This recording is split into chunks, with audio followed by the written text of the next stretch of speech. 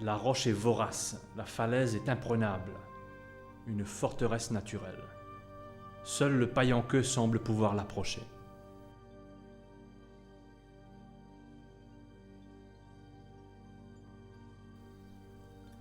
Site spectaculaire, sacré, mystique, on raconte que la montagne du Morne aurait abrité des marrons, ces esclaves en fuite.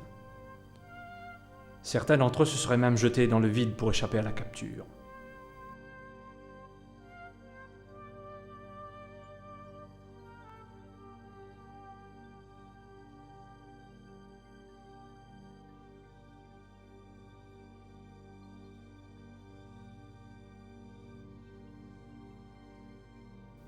Il faut marcher dans leurs traces pour comprendre ce qui les aurait poussés à se réfugier sur ce morne de 500 mètres qui domine toute la côte sud-ouest de Maurice.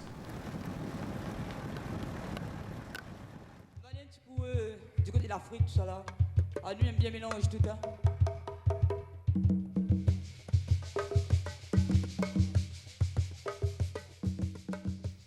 L'ascension du Morne ne se fait pas comme un parcours d'escalade. Non, c'est plutôt une quête.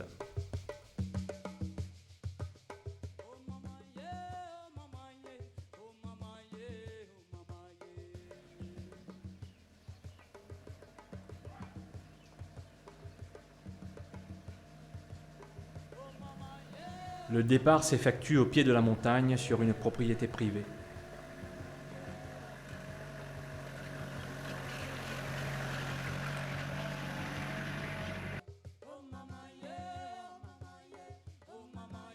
Durant la première partie de l'ascension, un chemin en terre monte en serpentant, à l'ombre de grands arbres indigènes.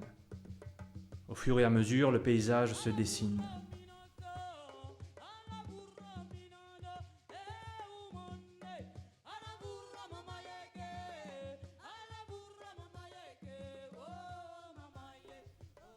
L'écrivain Bernardin de Saint-Pierre a séjourné dans le coin vers 1768.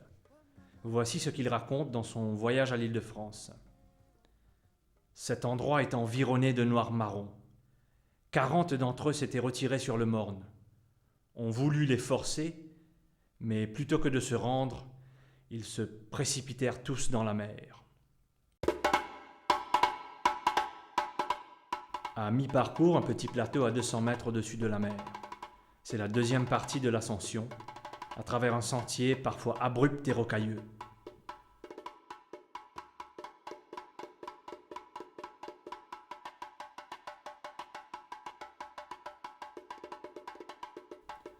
Pour l'emprunter, il faut une bonne condition physique. Pas de doute, on est sur les traces des marrons.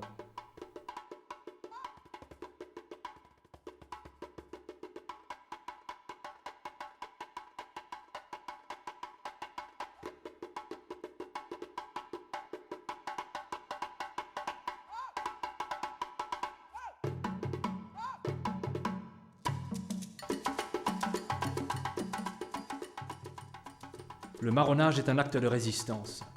Il déboucha dans certains cas à la constitution de véritables sociétés autarciques, constituées en majorité d'hommes, parfois de quelques femmes.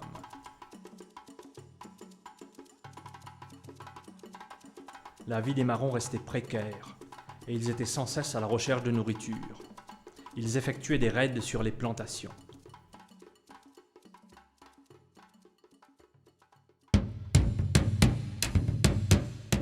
Pour les dépister, les colons organisaient des chasses à l'homme, avec des chiens.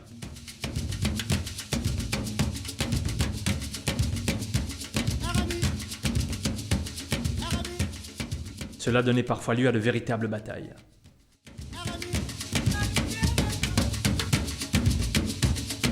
L'abolition de l'esclavage fait décembre la finicoué. L'abolition de l'esclavage fait décembre la finicoué. Comment? L'abolition de l'esclavage fait décembre la finicoué.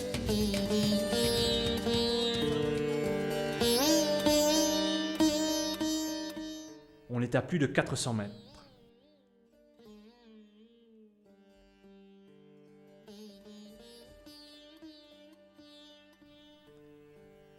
La vue sur la côte sud-ouest est imprenable.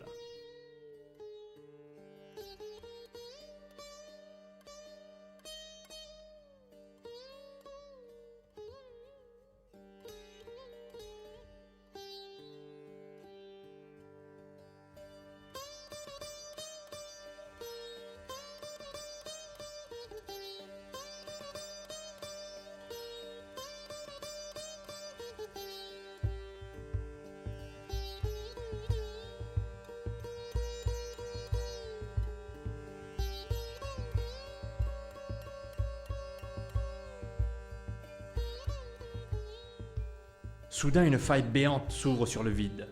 Elle est infranchissable à main nue. De l'autre côté, le sommet du Morne. Les rares personnes qui sont montées ici racontent qu'il y avait à cet endroit une passerelle, une poutre en bois que l'on avait jetée en travers du gouffre pour accéder au sommet.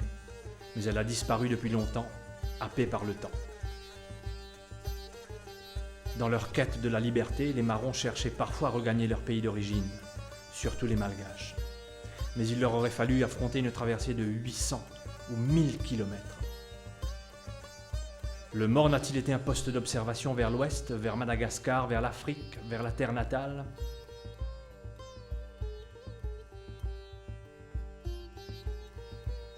Non, ils ne se sont pas jetés. Ils ont plongé pour revivre plus loin, peut-être en Afrique.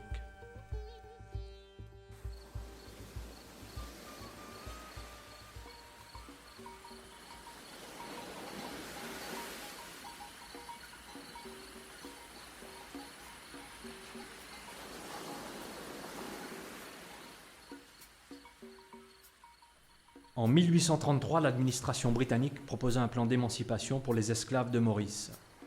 Mais les esclaves libérés eurent du mal à s'adapter et pratiquement rien ne fut fait pour assurer leur insertion.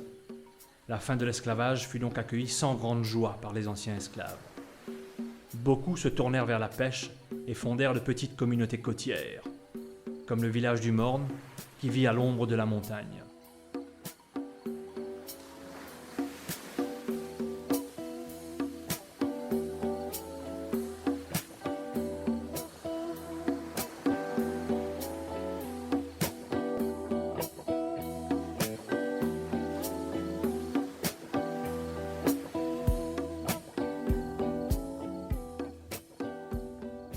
Roche sacrée, dolmen, lingam. Cette montagne est un véritable lieu de recueillement, sur lequel se déverse toute la magie importée des 4 coins de l'océan Indien.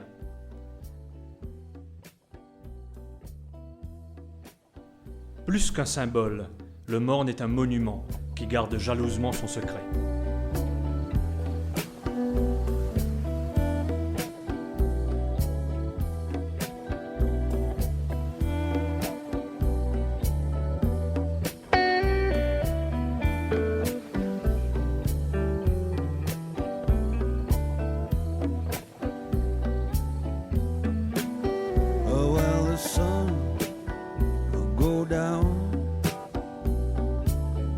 Celebration in a town tonight.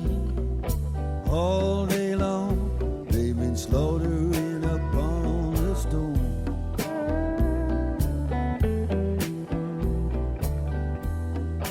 Share out the meat. Yeah, you really like to eat. Come on, woman, come, follow me home. Oh, well, the priest, he cried, Virgin, ascending to the skies tonight. All day long, I passed my time alone.